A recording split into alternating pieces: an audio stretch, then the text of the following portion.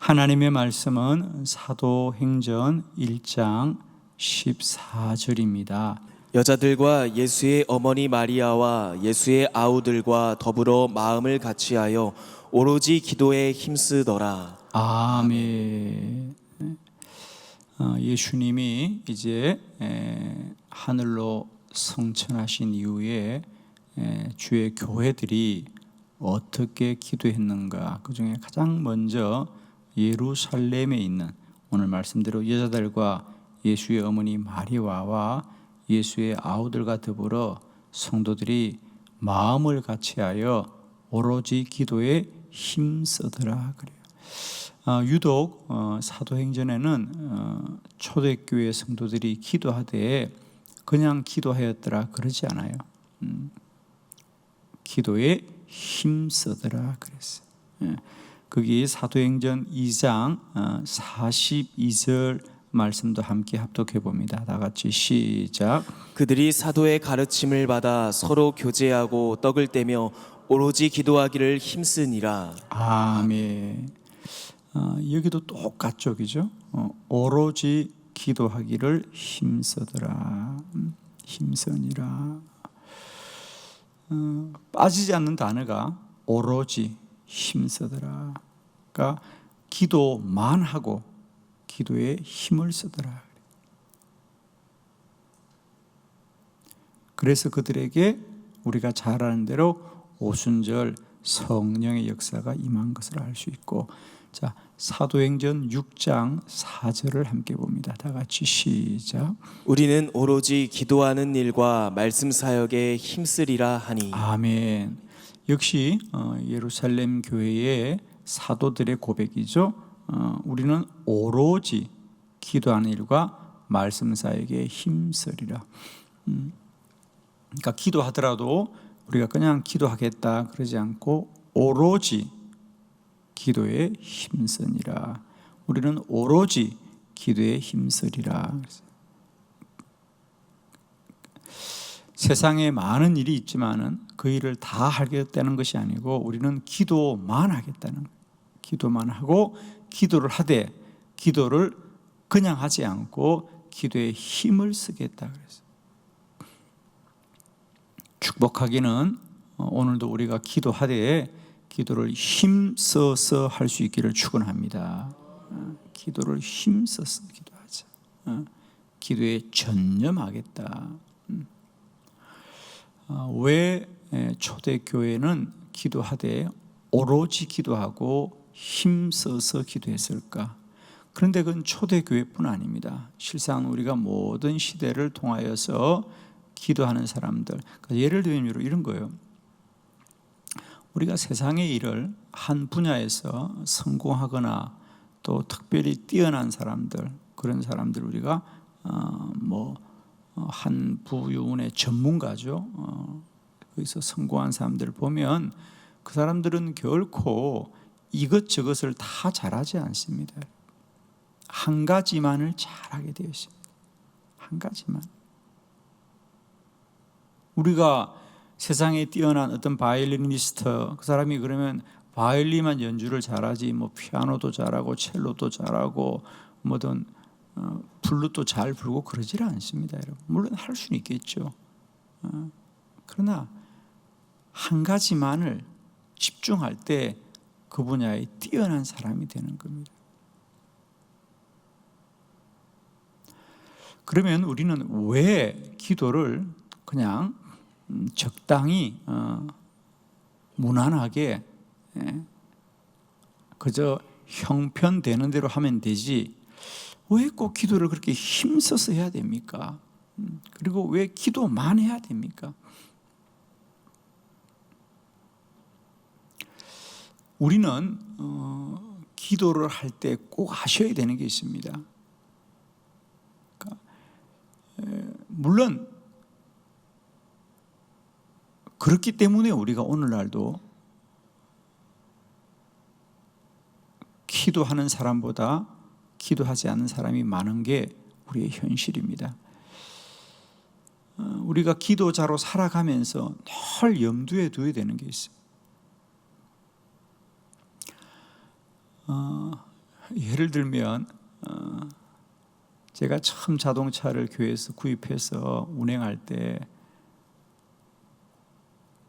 정말 교회 차량이 있으면 성도들을 좀 운행하고 교회가 좀 더 나아지겠다 싶어서 어려움 가운데도 그 당시 중고 승합차를 구입했습니다.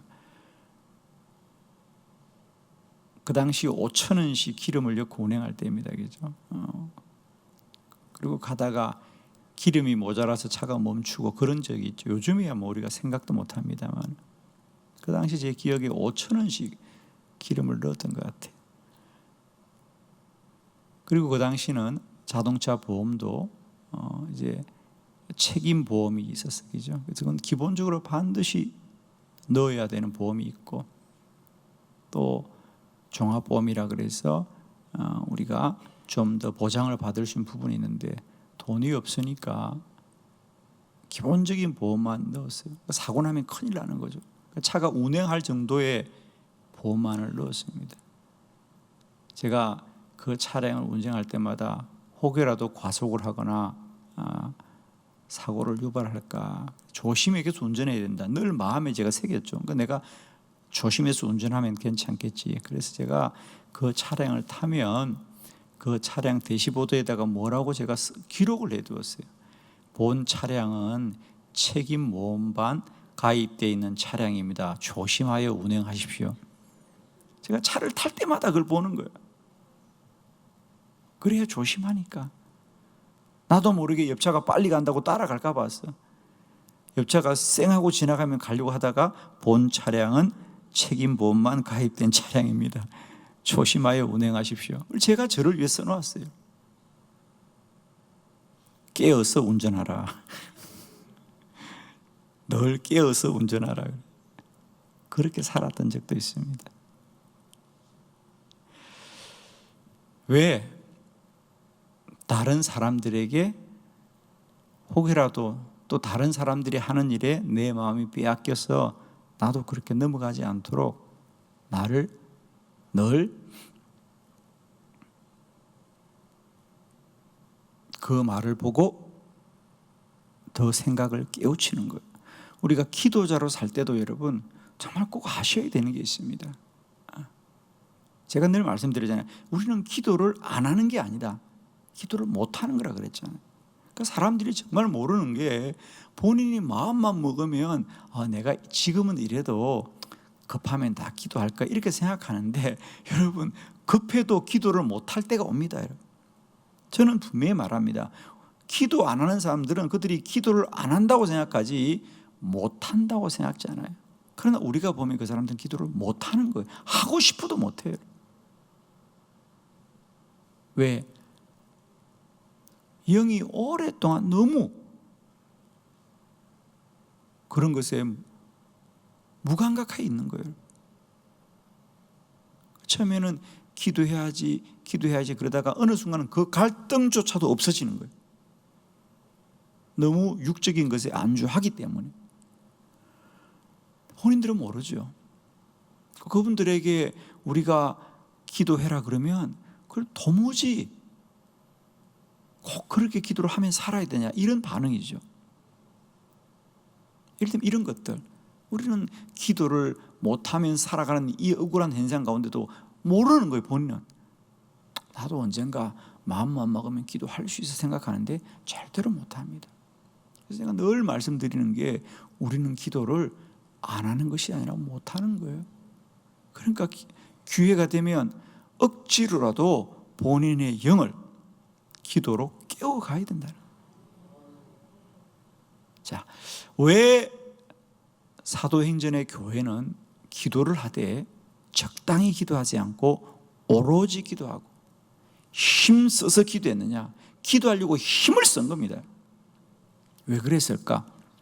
자, 우리는 모든 시대 가운데 반드시 기도자들은 이 세 가지에 우리 안에 어떤 영적인 저항이 있다는 걸 꼭 아셔야 됩니다. 그리고 우리는 기도는 왜 힘써야 되느냐? 싸워야 한다는 것을 꼭 아셔야 된다는 거예요. 기도는 우리가 독립적으로 우리 혼자 하는 것이 아니라 우리가 기도의 자리에 놓을 때까지 우리는 얼마나 많은 영적인 싸움과 싸워 이겨야 되는 거예요. 아마 오늘 새벽에도 깨어 기도하는 분들 중에 아마 싸워 이긴 분들이 많고, 저는 늘 말합니다. 이 새벽에 기도하고 싶어도 그 싸움에 넘어진 사람이 더 많은 거예요, 여러분. 그죠? 자, 우리 오늘 세 가지 한번 살펴보도록 합니다. 첫 번째, 우리는 뭘 싸우게 되느냐? 본성을 이겨야 한다. 마태복음 26장 41절 다 같이 합독합니다. 시작. 시험에 들지 않게 깨어 기도하라. 마음에는 원이로되 육신이 약하도다 하시고. 아멘. 주님이 제자들에게 하신 말씀, 시험에 들지 않게 깨어 기도하라. 마음에는 원이로되 육신이 약하도다. 자, 첫 번째로 우리가 꼭 아셔야 될 건요, 이건 기도자들이 분명히 아셔야 됩니다. 우리의 육적인 본성은 결코 기도하기를 원하지 않는다는 거예요. 그래서 이 본성은 기회만 되면 어떻게든 기도하지 않으려고 하는 본성이 꼭 있다는 거예요. 그러니까 이 본성을 싸워 이겨야 되기 때문에 우리는 힘써서 기도해야 되는 거예요. 저 자신도 마찬가지입니다. 여러분 가만히 보십시오. 내가 내 본성이 기도하기를 더 원하는가? 기도하지 않기를 원하는가? 기도하지 않기를 원하는 본성이 있습니다. 이걸 가장 먼저 아셔야 됩니다, 여러분. 그래서 우리 주님도 깨어 기도하라 그래. 깨어 기도. 늘 본성으로부터 깨어야 되는 거예요.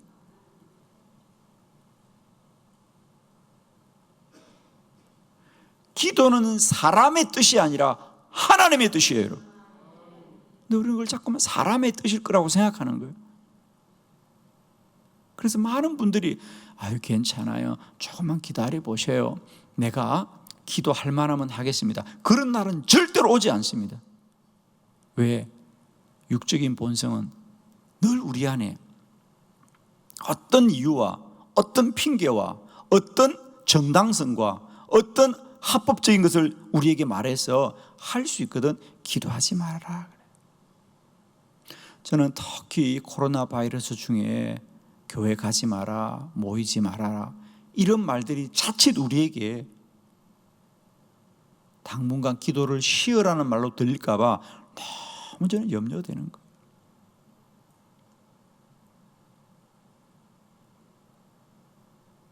저는 축복하기는 우리가 더 힘써서 기도할 첫 번째 이유는 우리의 육적인 본성을 이겨야 된다.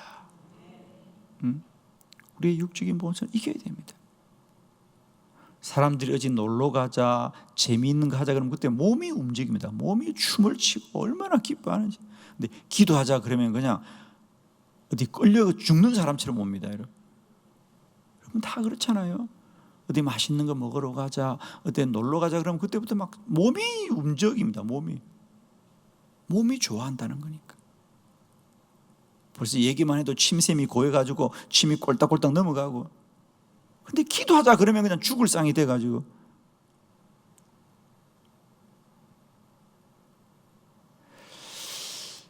축복하기는 우리 본성은 바꿀 수가 없습니다. 그렇게 태어났습니다.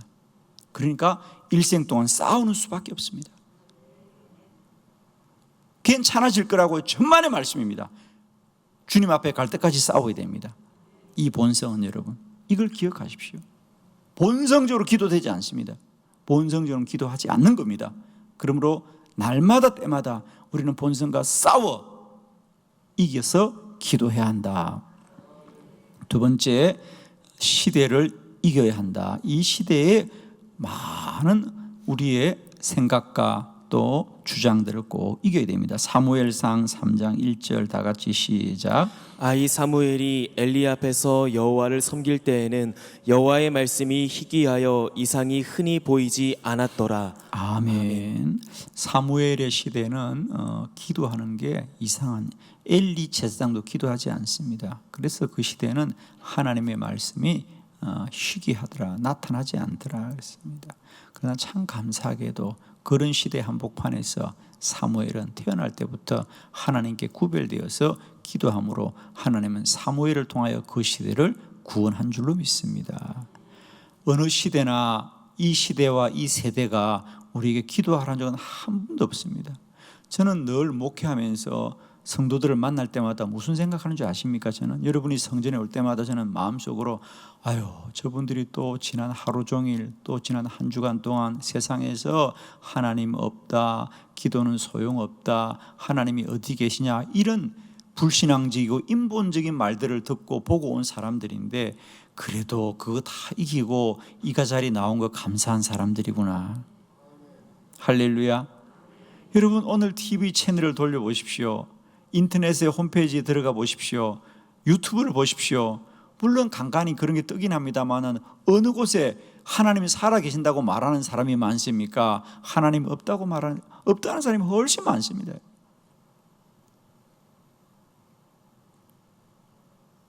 어쩌면 우리가 하루 종일 하나님이란 말을 한 번도 듣지 못하고 사는 날도 있을 겁니다, 여러분. 분명히. 그렇죠? 하루 종일 살면서 하나님이란 말을 한 번도 듣지 않고 사는 날이 더 많잖아요. 저는 그럴 때마다 그럼에도 불구하고 저들이 주의 전에 찾아오는 건 참 감사하고 놀라운 주의 은혜구나.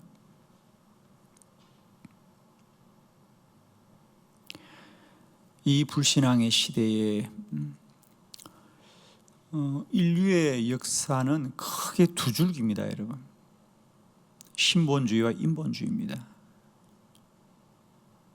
예를 들면 중세시대가 큰 전환점이죠, 그죠? 중세시대가 교회가 부흥하고 성장하면서 전 세계적으로 교회가 다 자리 잡자 그 교회가 타락하고 내부적으로 어려운 시기를 겪으면서 중세 이후로는 다시 우리가 뭐 역사 시간에 르네상스다, 인문주의다, 문의 부흥이다 라고 좋은 말을 하지만은 그건 결국 인본주의입니다. 물론 그때 큰 것 중에 하나가 페스트라는 흑사병이 와가지고 유럽은 인구의 3분의 2가 다 죽게 되지 않습니까, 여러분? 그러자 인류는 야, 하나님 믿어도 소용없구나, 하나님 믿어도 소용없네, 그런 교회 내적인 타락과 외적인 이런 큰 재앙이 인류에게 하나님을 벗어나는 운동을 급격하게 일으킵니다. 그래서 그게 르네상스란 이름이지만 결국은 인본주의입니다. 인간이 중심이 되어야 된다. 그래서 교회 안에서도 또 모든 곳곳에서 인간이 중심이 되는, 그래서 그림도 그때부터는 하나님을 크게 그리고 인간을 작게 그리던 그림이 이제는 하나님은 없어요. 인간만 크게 그림. 그런 음악, 그림, 모든 예술 분야에서. 물론 문화적으로는 또 인류학적으로는 그런 르네상스가 뭐 일련의 찬란한 문학이라 그러지만 우리가 신앙적으로 보면 그건 인간 중심주의거든요. 그러다가 그 인본주의가 발흥하다가 또 한 번 크게 우리가 재앙을 당하죠. 그래서 다시 하나님께 돌아가야 되겠다. 이런 것이 계속 교차되는데 지금 이 코로나 바이러스가 다시 한번 우리 인류에게 주는 큰 도전은 뭐냐? 많은 사람이 벌써 그러잖아요. 정부에서도 교회 가지 말아라, 기도하지 말아라. 아니, 이 어렵고 힘들 때 더욱 기도해야 되지 않겠어요? 그런데 그들이 예배 드리는 일을 이렇게 억압하는 이유는 뭐냐면 소용이 없다고 생각하는 거 아닙니까? 정말 지혜로운 지도자들은 영국의 처칠 수상 같은 경우에는 그가 나라가 위기에 빠질 때 전 국민들을 향해서 뭐라 그랬어요? 하루만 우리가 다 같이 기도합시다. 모든 일을 내려놓고 하루만 기도합시다 그러지 않습니까? 1940년 9월 15일 그가 국민들에게 라디오로 그렇게 호소합니다. 여러분이요, 나라가 위기에 처했습니다. 하루만이라도 각자의 자리에서 다 내려놓고 기도합시다. 그리고 하나님이 영국을 지켜주는 거거든요. 지금 이 시대에 여러분 꼭 아셔야 됩니다. 저는 이 코로나 바이러스가 정말 저는 너무너무 안타까운 건 바이러스 때문에 물론 우리도 위험하지만은 우리 성도들은 이 세대를 인하여 저들의 믿음을 잃을까 저는 염려하는 거예요. 교회 가지 마라, 모이지 말아라. 그러니까 나도 모르게 그것이 이유가 되어져서 우리의 믿음을 잃는 겁니다. 여러분, 우리는 이 시대를 싸워 더 힘써 기도해야 된다. 이 방송을 듣는 한빛교회 성도들은 이 시대는 우리가 어느 때보다도 더 힘써 기도해야 되는 사실을 꼭 기억하셔야 됩니다. 이 코로나 바이러스가 지나가면 많은 성도들이 믿음을 잃을 건데 저는 여러분 꼭 깨어 기도하셔야 되고 이 시대는 더 힘써 기도해야 됩니다. 시대를 이겨야 됩니다. 특히 이 코로나 바이러스 시대에 우리 한빛교회 성도들은 더 힘써야 돼요. 세 번째, 우리가 기도를 그냥 하지 않고 힘써 기도해야 되는 이유는 사단을 이겨야 한다. 다니엘서 10장 13절입니다. 다 같이 합독합니다. 시작. 그런데 바사 왕국의 군주가 21일 동안 나를 막았으므로 내가 거기 바사 왕국의 왕들과 함께 머물러 있더니 가장 높은 군주 중 하나인 미가엘이 와서 나를 도와주므로. 아멘. 다니엘이 3주간 세일에 금식 기도를 했을 때 그가 기도응답이 되었을 때 영적인 그의 경험을 말합니다. 그가 처음 기도할 때부터 천사가 응답을 도와주려고 했는데 바사 왕국의 군주가 20일 동안 나를 막고 있었다는 거예요. 그런 우리가 기도하지만 기도 안에는 영적인 싸움이 일어납니다. 반드시 기도자들은 사단의 시험을 이겨야 한다. 그래서 예수님도 늘 시험에 들지 않게 깨어 기도해라. 마귀를 대적해라.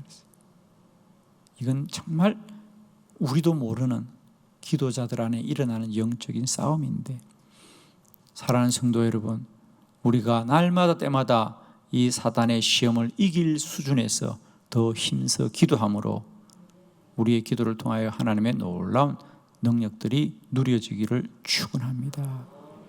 기억하십시오. 기도는 그저 시간 된다고 형편된다고 형편될 때 하는 게 아니고 오로지 힘써 기도함으로 육적인 본성을 이기고 이 시대의 시험과 유혹을 이겨야 되고 사단의 시험을 이겨야 되는 영적인 전쟁이라는 사실을 꼭 기억하시고 오늘도 더 힘쓰고 힘써서 기도하는 저와 여러분 되기를 축원합니다.